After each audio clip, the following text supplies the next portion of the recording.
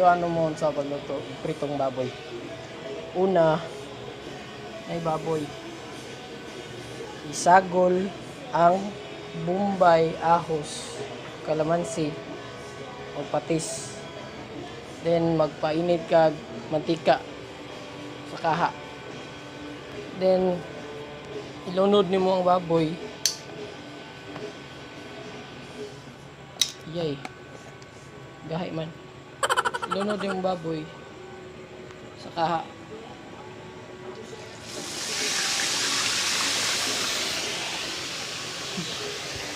Guys, careful mo sa mantika.